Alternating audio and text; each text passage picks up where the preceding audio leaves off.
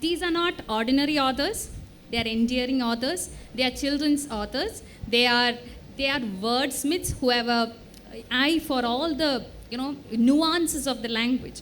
So they are great writers. They are and one of them is actually Trivandrum's darling, and the other is actually a writer who has actually made an impression among children with her very, very lovely books, which even looks very beautiful, outside. They always say that don't judge a book by its cover, but some of her books are very lovely to watch.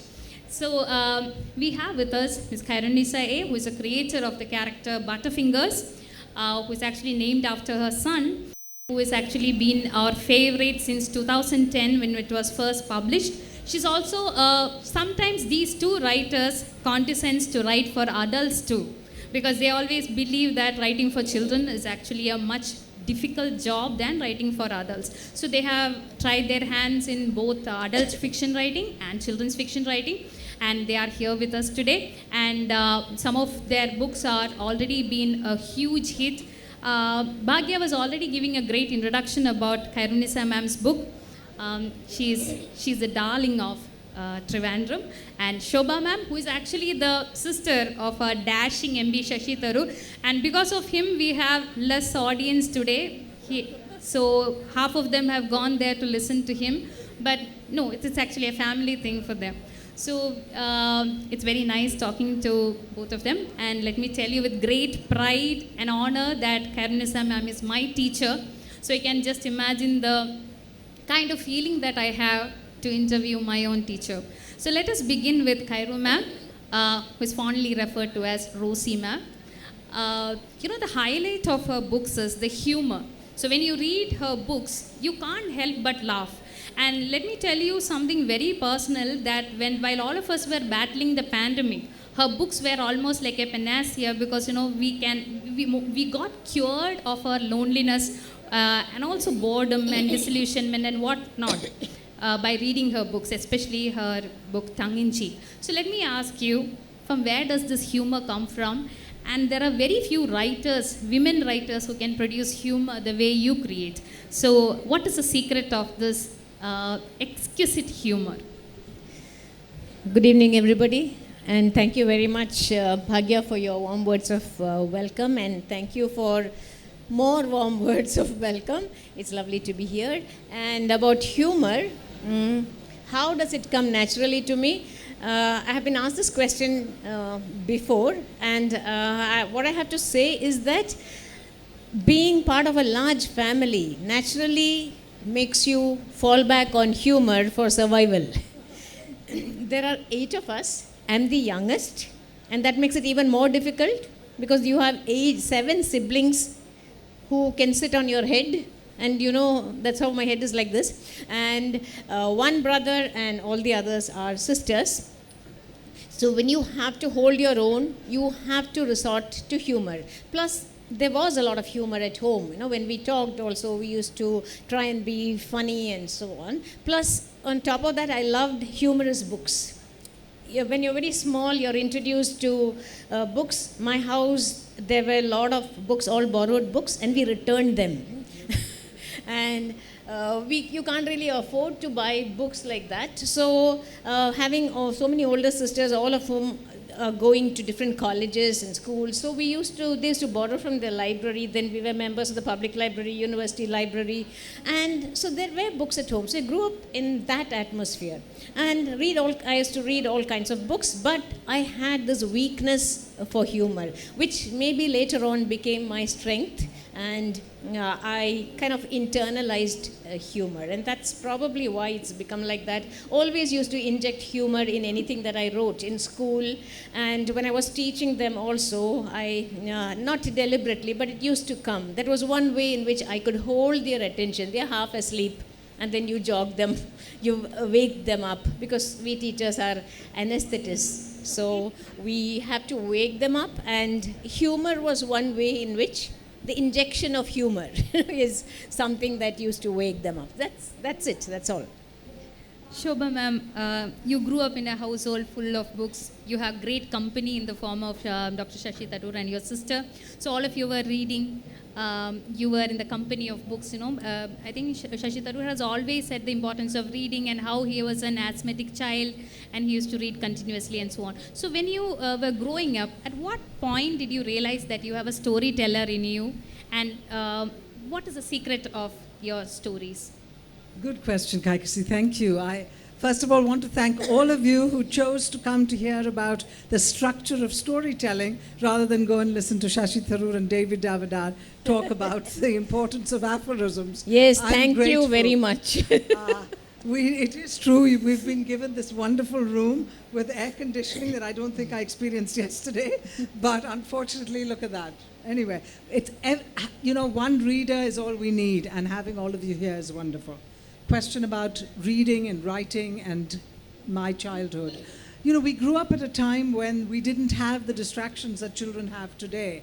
The wonderful distractions of television. We had the Kisan channel on Doordarshan 1 and 2, and I didn't even have TV till I was a teenager. So you can imagine. Books were our source of entertainment. Words were our source of entertainment. We told stories. All of us are storytellers. And, since the topic is about storytelling, I wanted to say storytelling is not unique to those of us who write stories. The imperative to share and communicate with people is all in the form of storytelling. Today we tell stories with our WhatsApp messages to people. We played Chinese whispers, they called it, when politically correct wasn't a problem, we could call it that, where we told each other stories. So we made connections that way. I actually did like writing always. All of us were made to be, when our parents tell you to be quiet and do something useful, we read books or we wrote something. And we always played word games. So I used to write poetry rather than prose in those days because that's what I enjoyed. I've always enjoyed the sound of words, the music of words. Even when I write my prose stories, I read them aloud to see if it sort of follows the cadence that I want. So, clunky prose is automatically edited when I write.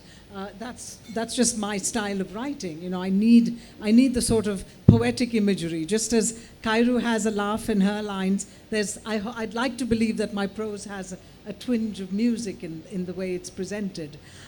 So I did write. I wrote a short story about rabbits or something when I was a child, and without telling me, my father sent it to, I think it was either Hindustan Times or Hindu had this junior section Sunday page, and he called me one weekend and said, Shobha, come here. He used to get subscribed to 5 newspapers a day. So he called me one day and said, come and see this. And my name was there, Shobha Tharoor, and my story with an illustration and everything. A byline is very addictive. Once you see that, you want to write.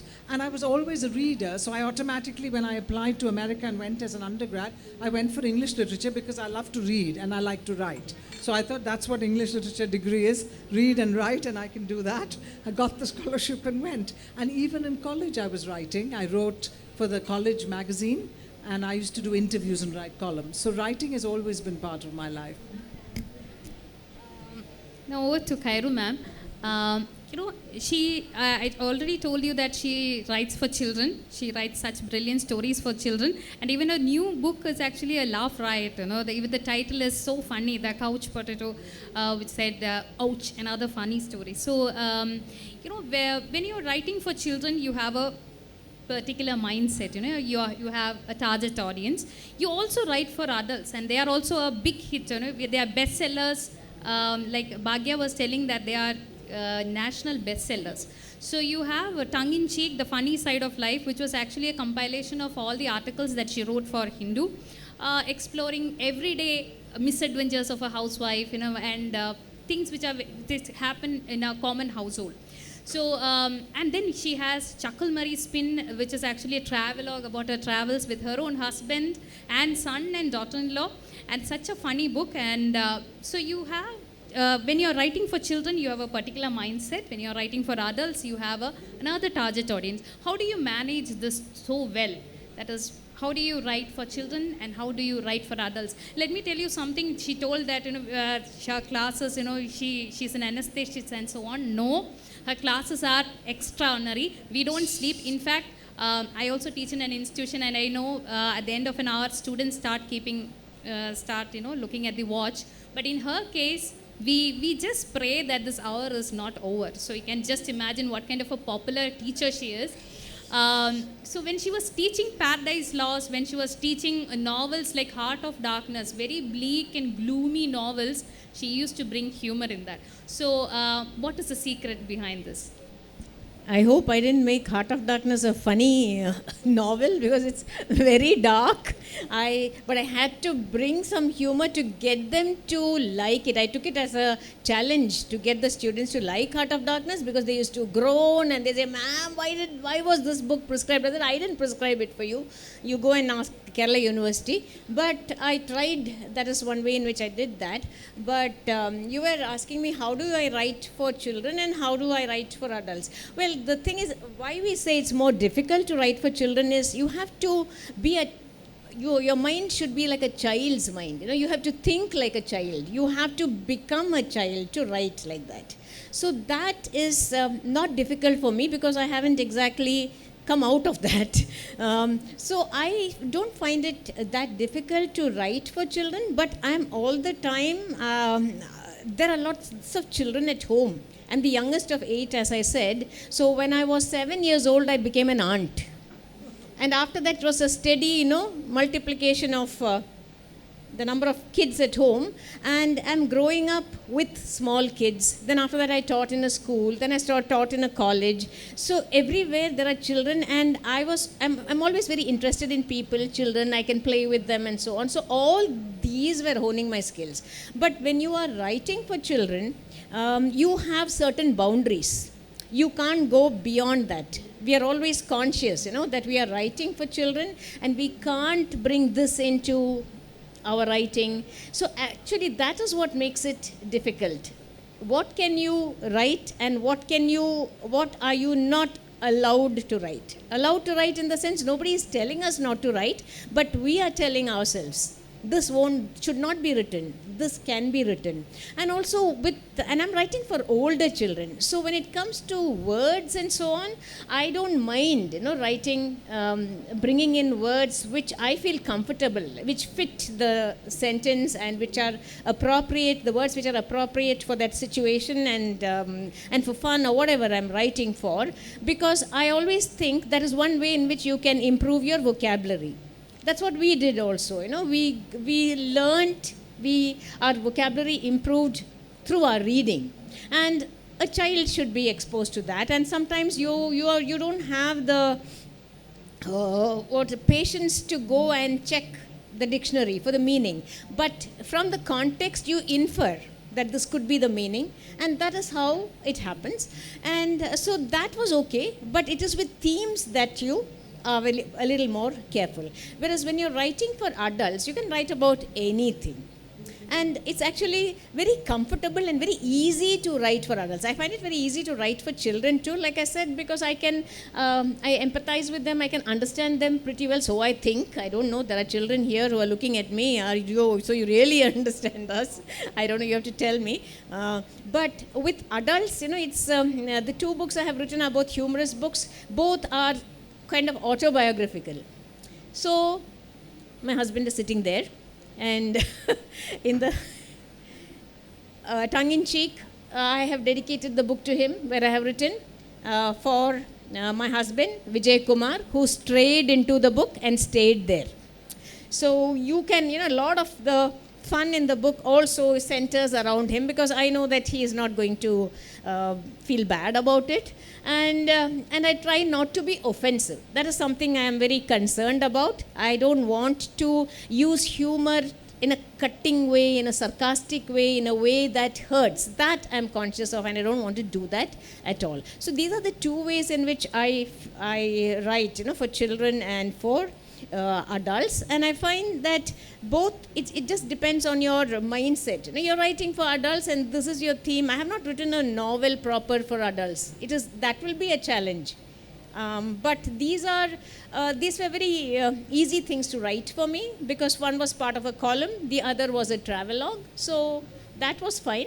And writing for children is something that I have been doing for some time. So I was comfortable doing it. What kind of responses do you get from children about your books? About my books? From students? Well, they like them very much. In fact, they come and ask me, how do you know that this is how we think? How, because my stories are not fantasy, not horror, no superstition. The one story book where I have included superstition is to blast superstition. Smash it, butterfingers. All right? So it's not any of these things. And therefore, it is a challenge to get the attention of the child, because I know children love horror. They love ghosts, devils, murder, mayhem. They love all that. And none of these things are in my book. So how do I get them? I get them by writing about life, school life, as they see it. I can understand how. In fact, I think Shashi Tharoor once at a launch, she said, you are on this side, how come you are writing from that side? Because I'm a teacher, but I started by being on that side, and I remained mostly there. That is how I managed it.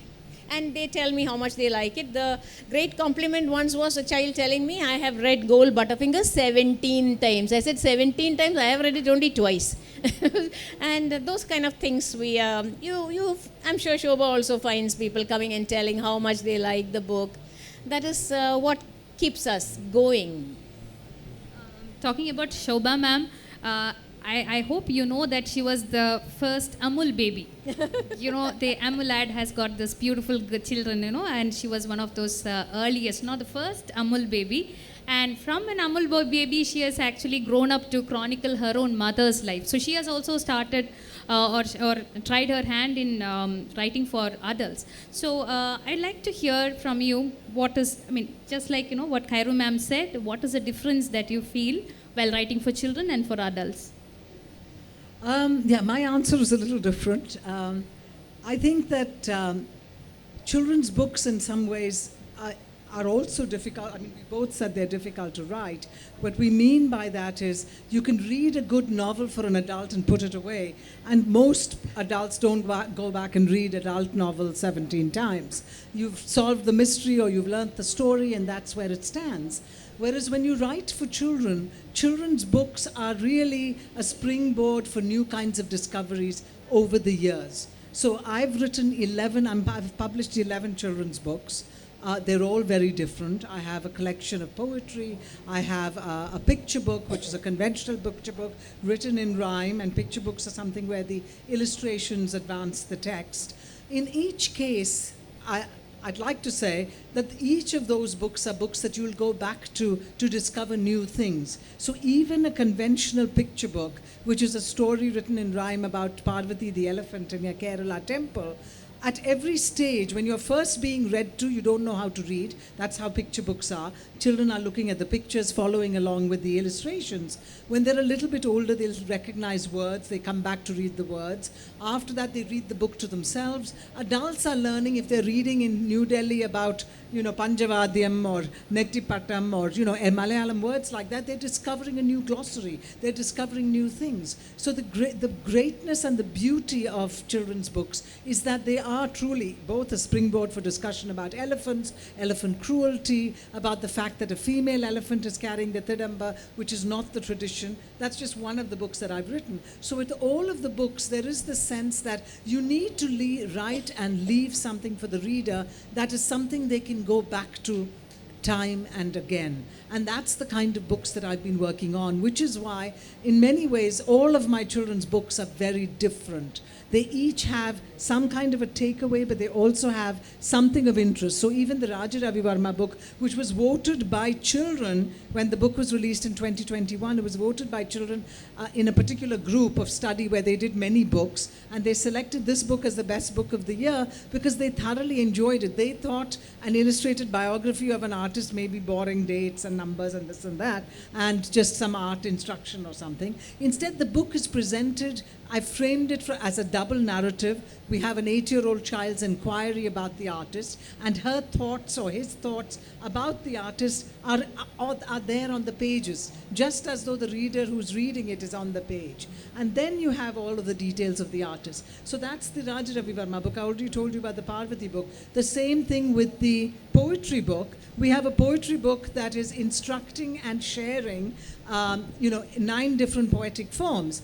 But that is what we would call poetry of the classroom, because I'm showing you how it's done. But with each poem of the classroom, we also have poems of the playground, which means example poems that are much more fun for the children. And so they say, my gosh, that poem about throwing away food and eating something else and getting sick and throwing away the sandwich that mother has packed for lunch is a sonnet. And that discovery is so exciting. So when I go out and do poetry workshops and children and I write together, we write a haiku or we write an acrostic or we write a sonnet, they feel very emboldened, and that whole sort of fear of rhyme schemes and meter, etc., all dissipate, and they're very, very excited about the work. So in that sense, the children's books are done in a little bit more of a careful way, from my perspective. The adult book is different. I was asked actually to write this book. I mean, it's not something that I need to keep saying everywhere I go, but it is true that the book was commissioned, the book on my mother. And I said, no, I don't want to write a biography. As I said when I came here, you've all come to listen to us instead of to Shashi Tharoor. Similarly, I said, I don't want to write about my mother because all of you want to know Shashi Tharoor's mother's story.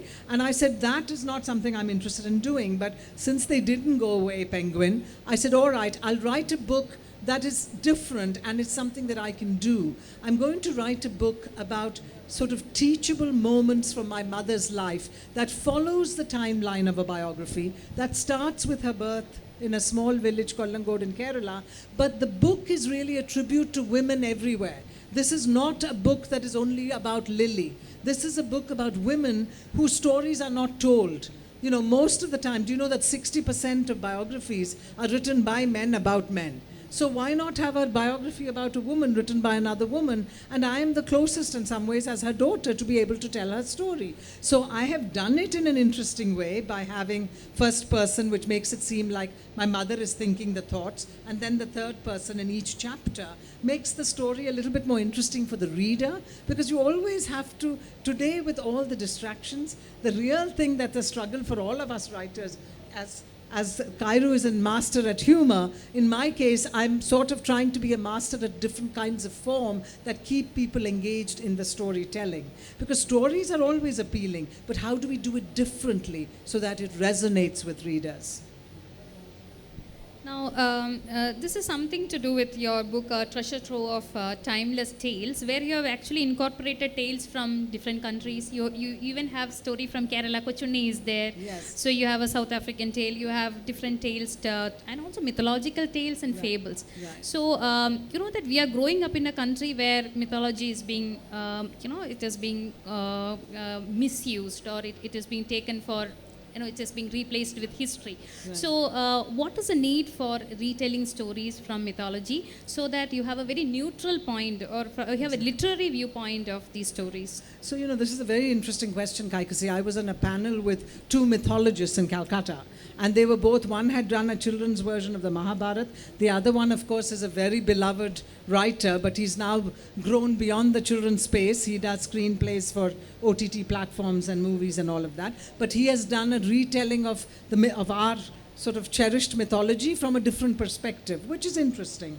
So I was sitting there between these 2 people who have talked about Ramayana and Mahabharata, and I asked the audience, I said, essentially, where does the word mythology come from? What is mythos? Mythos is story. So mythology is a collection of stories. So mythology, we can make our own myths. Today the story of my mother and some of the things she's done may be part of somebody else's myth in 50 years. So we're creating our own myths.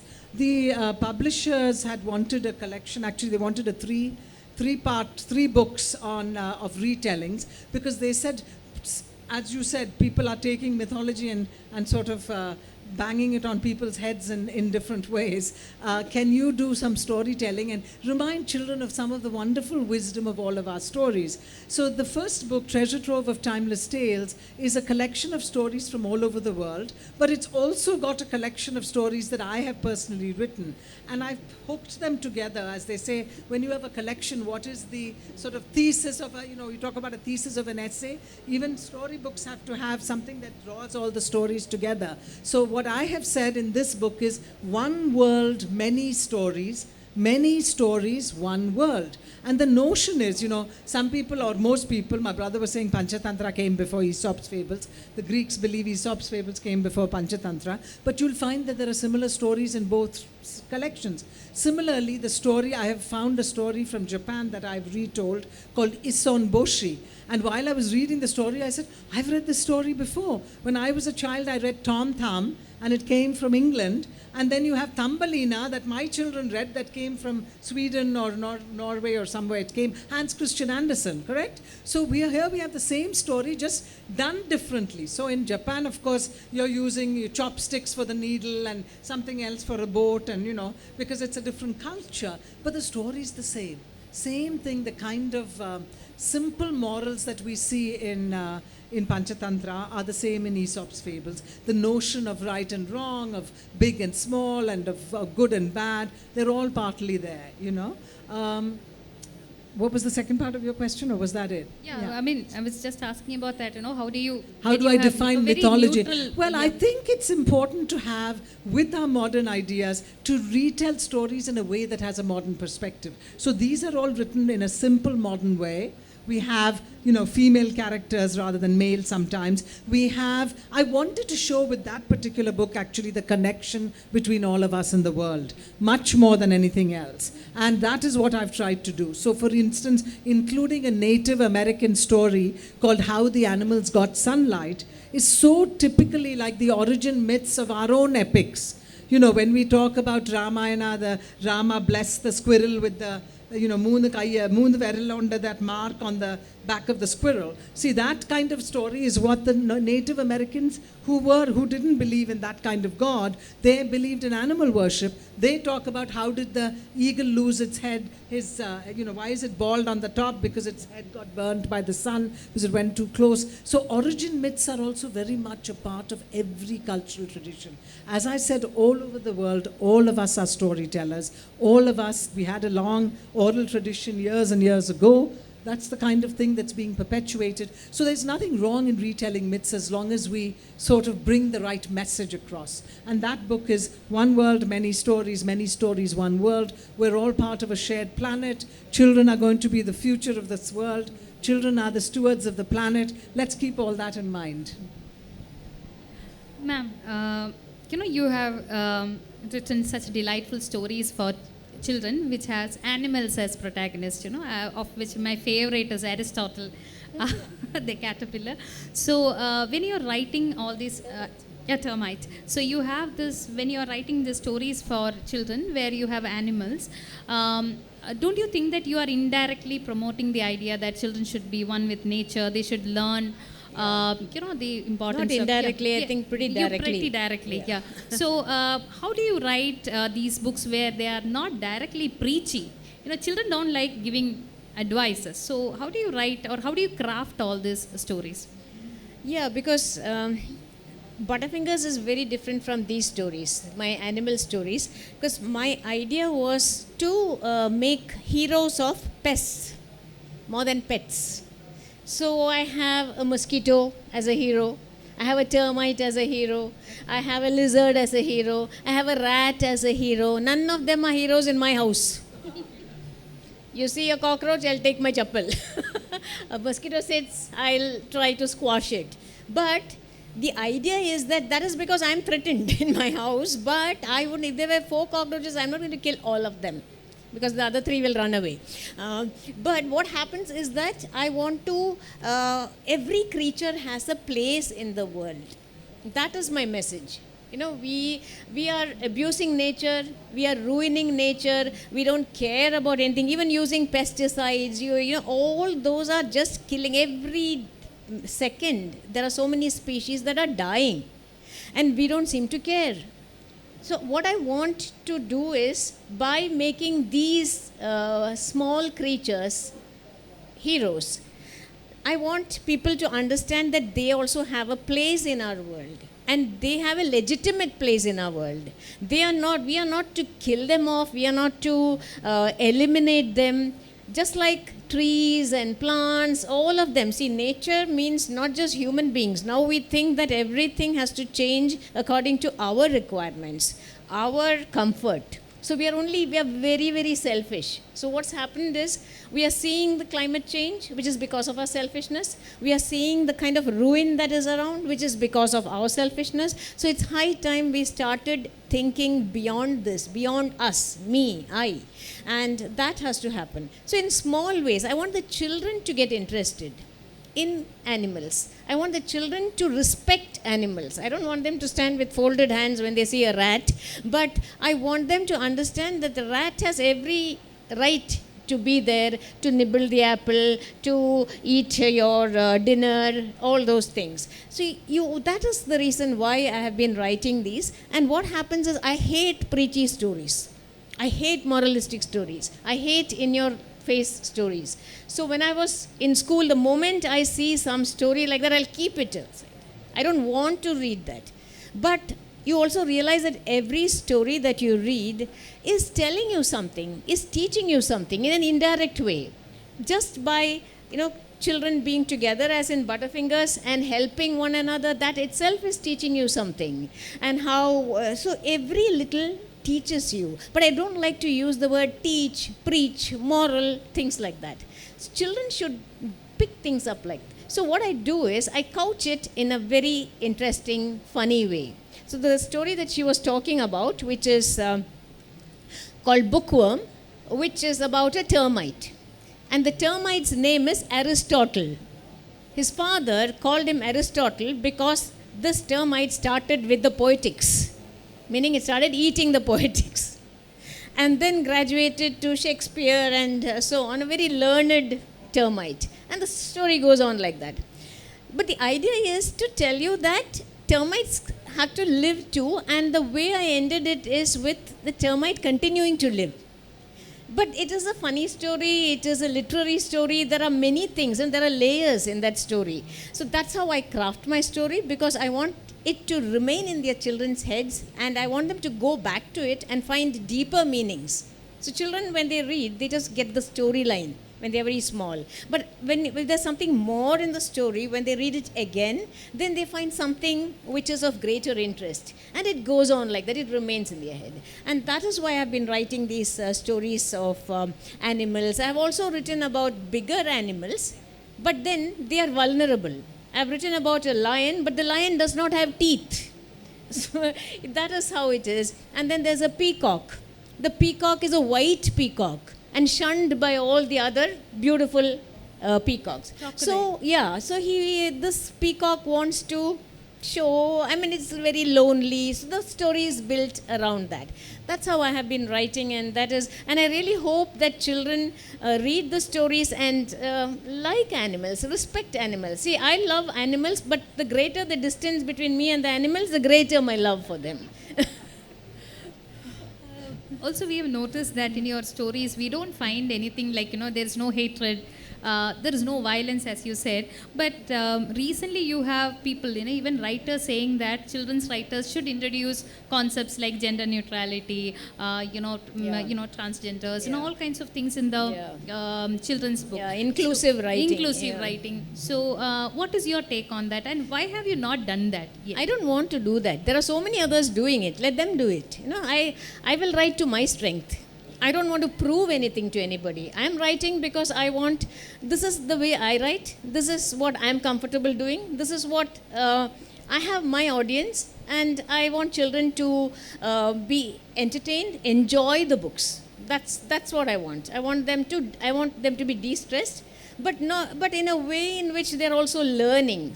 At the same time, I fully understand that this is also very necessary, that you need to have this inclusivity and that you need to write about other things. And there are people, Paro Anand and others, who are doing, Vinita Koilo, they are all doing a wonderful job of writing about all this disability. You have single parent, dyslexia, all these are being brought into children's fiction because there is a belief that children should not be mollycoddled and protected from all this. They should be exposed to this.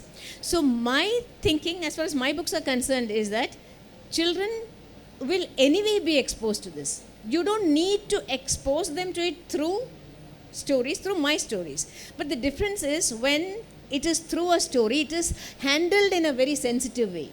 See, these writers know how to handle these themes in a very sensitive way. They do it beautifully. I can't do it because I don't want to do that.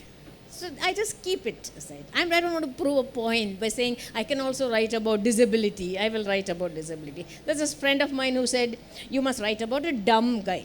And I can't use the word dumb, I think, no. Yeah, so differently abled. And so I said, look, if I write, it will be different.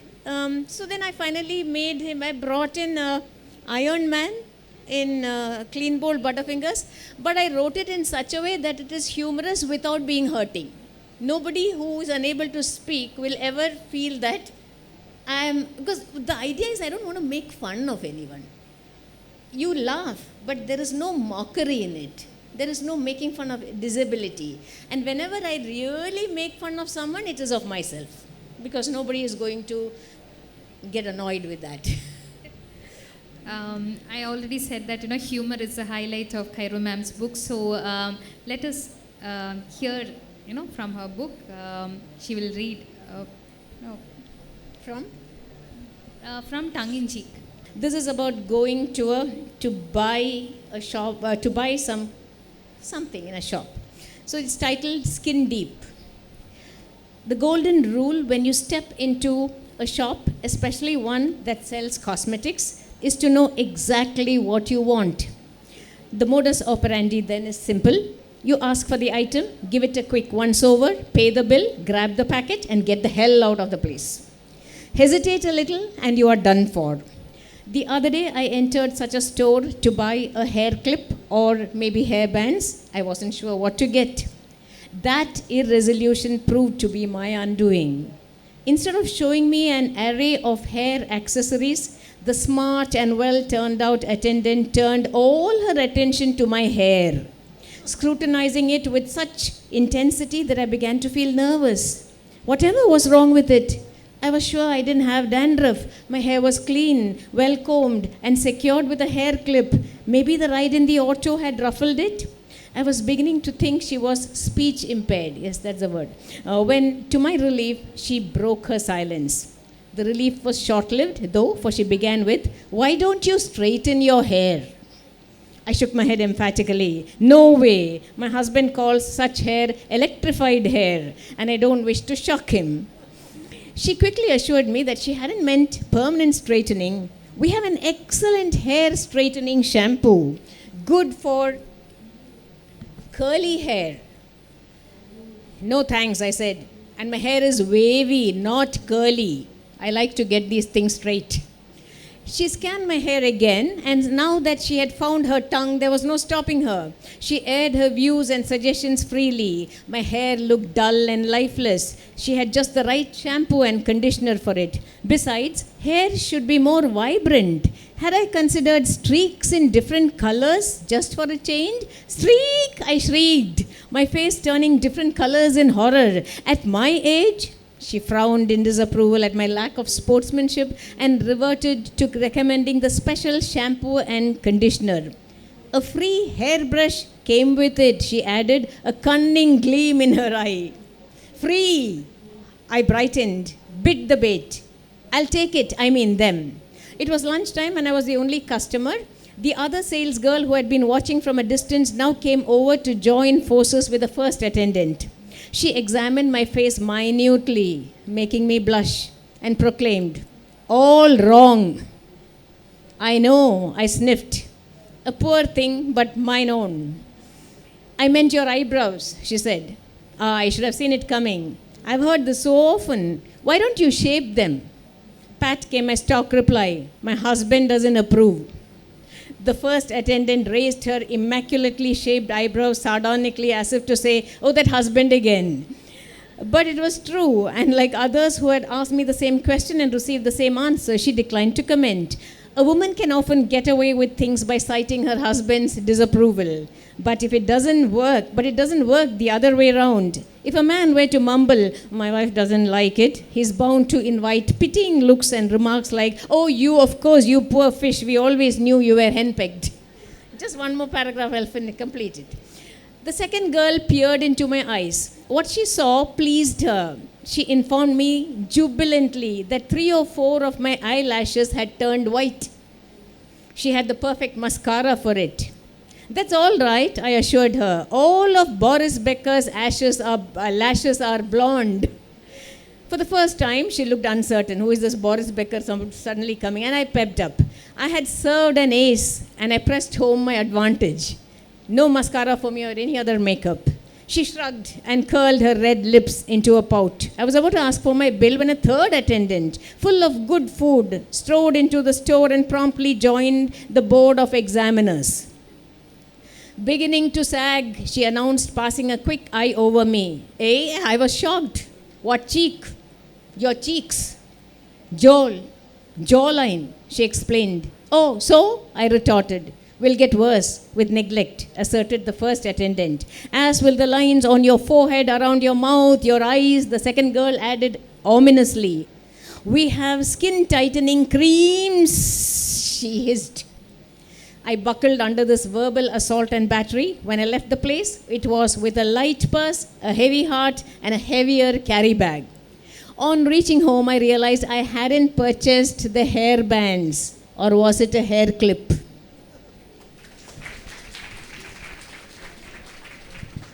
Now you know why this book is a bestseller and nation's most beloved non-fiction work. Now, let me get back to Shobha, ma'am. Ma'am, since the session is titled "The Nuts and Bolts of Story Writing," I'd like to know that we have children of today's world who is distracted. They live in a world of digital distractions. So, in that, given that condition, what are the kind of things that you make sure that goes into your book so that they get hooked onto your reading? And one more thing, you're also a voiceover artist. You've also given your voice to audiobooks. So what does the future of children's writing be like? Future of children's writing. Okay, let's not go there yet. Yes, it's absolutely true that children's writers have a little bit more of a difficult task. Wherever you go, people are suggesting that nobody's reading anymore. Now, I beg to differ in that in all of my trips to schools all across the country, I've seen a very enthusiastic group of children. It could be we lose them as they get a little bit older, but that happens almost anywhere in the world. It's not in today's day. They hopefully, if they've discovered the love of books, we're hopeful that they will come back to it. Now, what can we do as writers? I've talked about it a little bit. I've tried to do things a little differently in the way I present it. Kairu's a marvelous word player. She introduces language without being preachy, but there's a lot of puns, there's a lot of clever wordplay, there's double entendres in her book titles. In my case, I'm bringing in, as I said when I talked about the poetry book, because I do think that learning how to do, the teachers and parents actually enjoy my books as much as the kids, because they say, wish we had this in our classroom when we're teaching, because it just makes it easier to teach a particular form. The reality is, literature is not going away. English classes are not going away. You all have to learn something in school. Now, if you can take what you've learned in school and have fun with it, that's when the love of reading comes through. And that's what I try to do. So I have a book coming out. Again, I have, I was going to say, I also, just to get back to you about the animals, even in the Parvati book, the notion is that if you anthropomorphize an animal, children will relate with that animal. And in some ways, that's what her stories do. In the story that I wrote, or the poem poem story. It's an adventure story in rhyme about Parvati. She's tired, she's sad, she's scared, she's excited. These are all emotions children feel. So when you read the story, you feel that connection with the animal. But to get back to it, so these are different little devices. I feel like even if there is a takeaway, if we can make it fun, it works. So again, with the book that I've written on words, that's under contract with HarperCollins. I don't know exactly when it's coming out, end of this year or maybe early next year. It's called Use Your Words. And we do a lot of funny things with words. And one section of the book is 26 letters of the alphabet. And each page has, so when we talk about A, I have a poem describing A in a very funny 4 lines. But then I also have games in each page. So there are different ways we can use words to do fun things.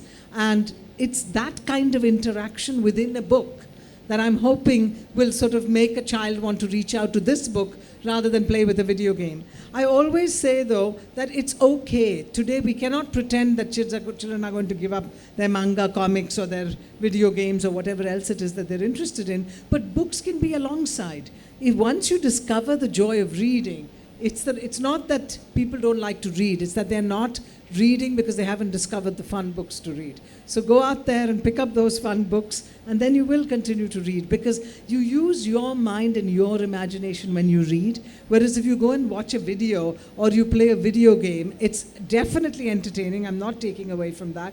There's incredible graphics, there's all kinds of sound effects, there's all these wonderful things, but much of what you need to know is already there visually. You're not imagining what does that villain look like, or what does this particular end of the story look like, or what is the, whatever these trolls or whoever these characters are. It's all there for you to see. Whereas when you read a story about a monster or an animal or whatever, you have to imagine what that animal, who's a white peacock or something else, looks like. And that imagination reward, when you think about it yourself, is a particular reward. And I'd like to believe that people will do it. But yes, you're right. As children's writers, we have to come up with new approaches. And this book on words that I'm doing is definitely quite unique in terms of, just as the poetry book was, it's a very different. It'll have interactive games, it'll have poems, it'll have a story, it'll have, all of that. And including, in my own little insidious sort of pedantic way, there's instruction on grammar and all kinds of things, but it'll be done in a fun way. Kairu ma'am, your works some of them are prescribed for our students. I teach some of them.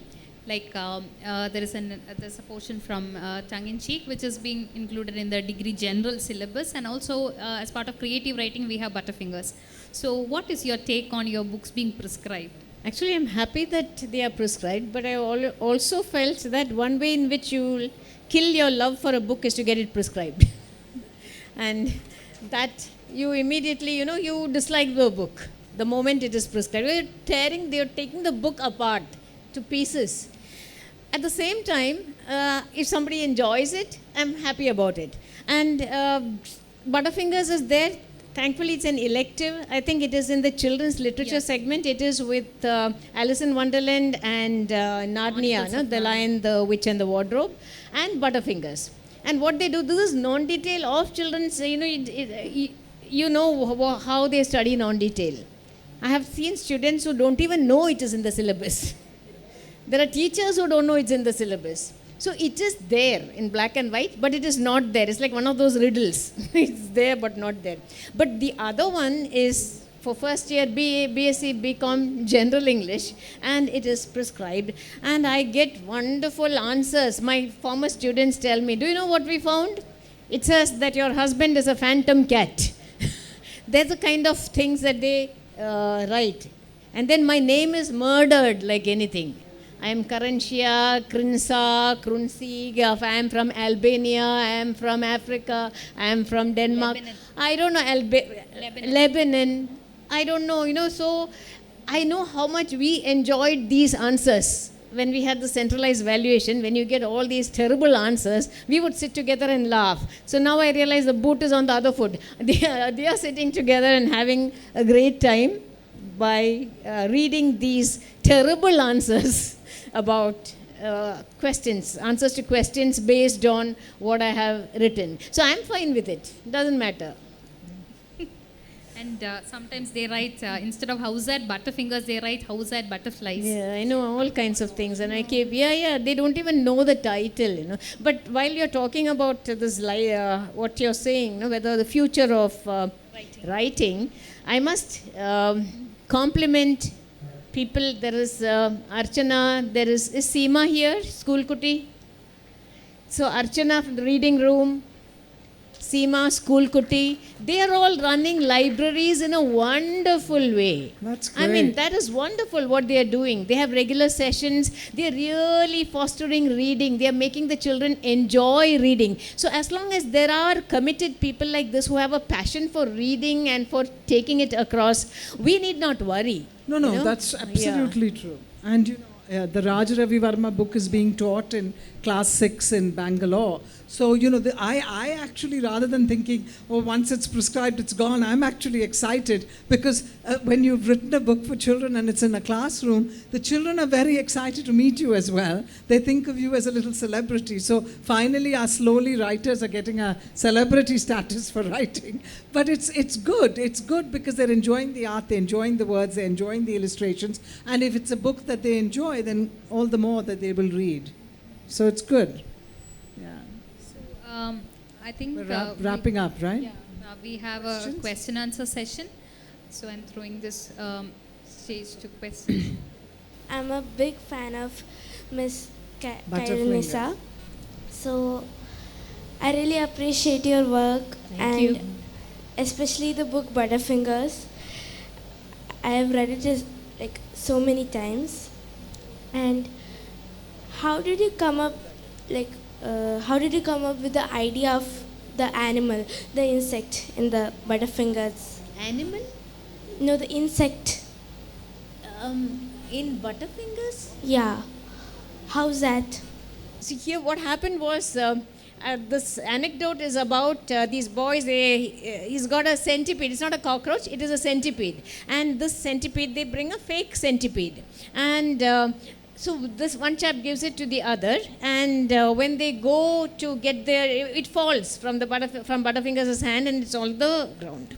And so then this teacher thinks it is a real centipede, and he takes his chappal and starts hitting it and hitting it and hitting it, and it doesn't die. Then he realizes that it is a fake centipede. He gets furious. You know how teachers are. You get mad. He gets mad at these children, and then he says, you must write 500 times, I will not bring this centipede to class, and so on, gives them this punishment and goes. And then in the afternoon, again this there is a period of this biology teacher comes again, and then he sees that there is an actual centipede. And the children are watching. The centipede is there, and the teacher is dancing. He doesn't know there is a centipede, and it's a live centipede. It is wriggling around. The teacher is also dancing and teaching and writing things. And these children are watching the whole thing. And then then he sees it and he says, again, you have brought one more centipede. And now he thinks it is fake. He's about to pick it up when Amar, they come and push his hand away, and everything is fine. There are some more things, you have read the story. It is based on a real life incident. In the staff room, in my staff room, a teacher brought I don't know whether it is, I think it's a centipede, Sumi ma'am. And she actually put it near my chair. And I was the one who did this. And then I saw this centipede, and I, like a brave person, I said, all of you move, I will kill it. Because at home, that's what happens. My son, my husband, they all call me, I am the Terminator. And I took my chappal and hitting, nothing. And then the whole department started laughing. So that stuck in my head, and that's how I used it. So very often what happens is, I'm so sure Shobha will also agree, things that happen to us remain in our heads, and they come in a fictitious form in another way. Thank you. My question is regarding the levels of nuances and puns and stuff that you bring into writing. So, for somebody who loves English language, when we read your books, it's so evident that there's so much thought put into puns and wordplay and literature references. So, how do you bring that into your draft? Because when I sit down to write a story, I'm struggling to finish the plot. And then I read your books, ma'am, and it's so nuanced. There's something to enjoy for everyone. How do you bring in those layers? I really don't know. Maybe that's because I love literature so much, and it is there in me. So when I write, it automatically comes. And I have this ability, I don't know, it's the way my brain is, I don't know, because I keep on finding words that are not just funny but also punny. They are puns come naturally, and wordplay comes naturally. And also when you keep on using that kind of stuff, as I do when I'm teaching and thinking and reading, all these help develop your writing skills, and that is how it happened. So the nuances come, and sometimes it is deliberate, but mostly it just comes. I don't work on it too much. I think it's time, is it? One more question. So that's how it is. Gayatri, it is, right? Yeah. Thank you. I'll talk to you about this later. So I have this doubt about how you come up with names for the characters, because the names play an important role in the story, right? So like Butterfingers, how do you even think of it during the first time you write the book? The Butterfingers, it's actually a nickname for someone who is clumsy. It's a nickname that is constantly used in my house when I was growing up. When we drop something, you'll say, you're a Butterfingers, you're a Butterfingers. So when there was this, I wrote this story for a competition, and I thought I wanted to write a humorous story, and I wanted to write a cricket story, because I love cricket and there are hardly any cricket stories, at least at that time, for children. And that is how I decided a Butterfingers, a boy who is very clumsy, a Butterfingers on the cricket field will generate a lot of fun. And that is how I came up with this idea of Butterfingers. But somehow Butterfingers became very popular. I think people could relate to Butterfingers. And that is, so it went on like that. But what you're saying is right. I take a lot of care with names. And if you read the animal stories, you will know more than that. In Butterfingers, the names of the friends are all my son's friends' names. They're all there. And they come and tell me sometimes what to do. I want to be the captain. I said, you can't be the captain. This guy is already the captain. Jairam is already the captain. Then kill him. These are the kind of suggestions they give me. They are all engineers now in their 30s, but children at heart, and still come and tell me all these things. This question is for Shobha. Shobha, you have written about Raja Ravi Varma for children. Do you have plans to write about other artists or other famous characters? So when I first started writing for children, I thought I would do a series of artist stories, but then I've been hijacked by so many other ideas and so many other books, so that I haven't had a chance to go back. But it is something that has been requested, and the publishers want it. The interesting thing is we need to be able to use artists whose art is in the public domain.